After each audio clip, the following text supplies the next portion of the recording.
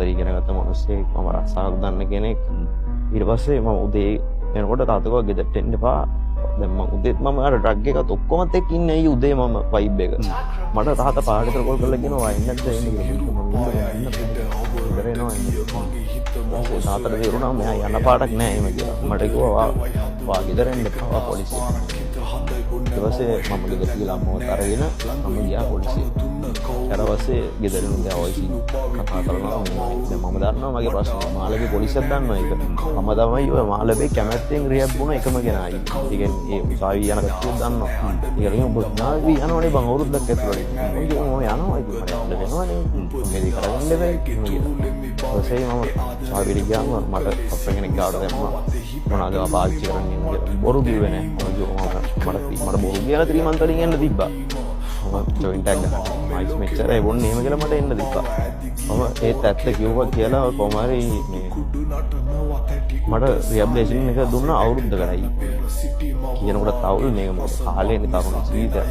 ඊට පස්සේ අවුරුද්දක් රිහැබ් වුණා රිහැබ් වුණෙත් කාලේන බන්ධනාගාරේ ඇත්තටම මෙතනත් ලොකු සපෝට් එකක් දුන්නා මට මොකද ඒක මේ හිරගයක් කියන්නේ රිහැබ් වෙන්නනේ නේ ඒක හරි මේ තියතරම කතා හදේ ඒ අද්‍රව්‍ය අරගෙන රිහැබ් වෙන්න යනකොට ඒක රිහැබිලිටේෂන් එකක් තියෙනවා රයිට් මෙතන රිහැබිලිටේෂන් එකක් තිබ්බේ නැහැ එහෙනම් මෙතන තිබ්බේ හිරගයක් දැන් මම යන්නේ මං වගේම තවත් පිරිසක් ඉන්න තැනකට තේරෙනවද ඒ කියන්නේ මම යන්නේ මං වගේම තවත් පිරිසක් ඉන්න තැනකට මේ තරුණයන් කතාව මේ කියන්නේ එතන ගියාම එතන ඉන්නේ මේ එතන ඉන්නේ අපි වගේම වැරදි කරලා ආපු එහෙම පිරිසක් ඔය පිරිස තුල ඉන්නවා මංගල හාරු ඉන්නවා මට අහු කට්ටිය ඉන්නවා අපි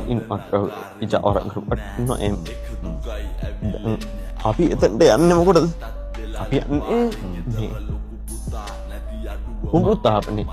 එතන පුනරුත්ථාපනයක් නෑ හයි එතන හිරගයක් ඒක විශෝධන මධ්‍යස්ථානයක් කියලා තිබ්බට ඒක හිරගයක් එතන ගියාම තියෙන්නේ වැඩ කරන්න ඒ කියන්නේ දැන්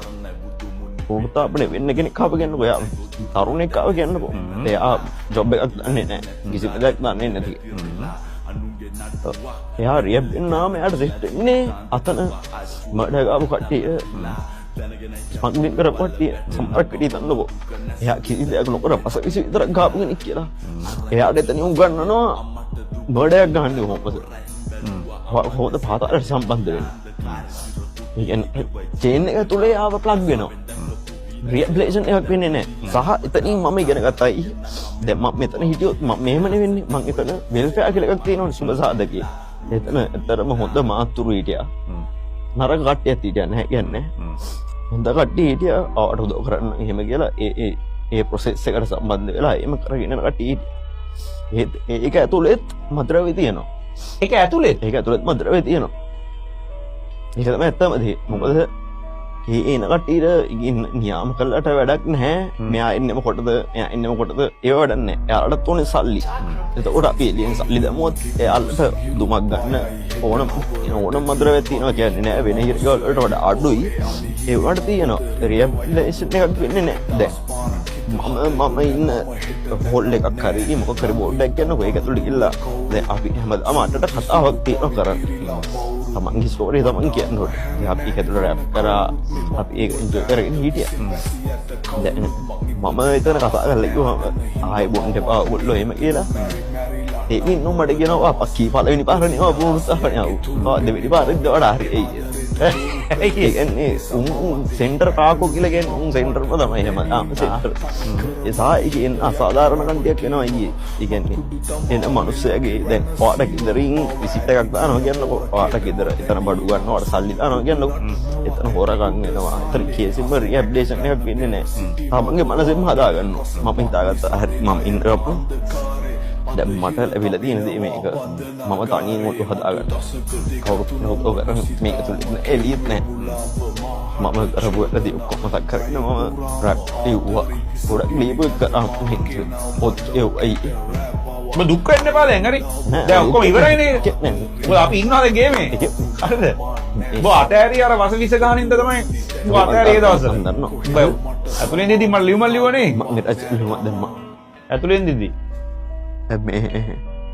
ඉතින් ඔහොම කරගෙන ගිහලා මං තනියෙන් ඔළුව හදාගත්තා. දැන් අවුල් වෙන්න එපා. ඉස්සර හොඳට හිටපන් පොඩ්ඩක් උස්ම ගනි. කොහොම කතා ගන්න බෑ. ඒ පරණේ ඉවරයිනේ දැන් දැන් අලු සින්දුරියක් අල්ලලා ගේමක් ගාලා දැන් මේකේ මැච් එකක් ගාලා සින්දුරියක් ගාලා ගානක් කම්ප කරගෙන ගෙදරත් බලාගෙන ආතල්ලේ ඉන්න ඕනේ.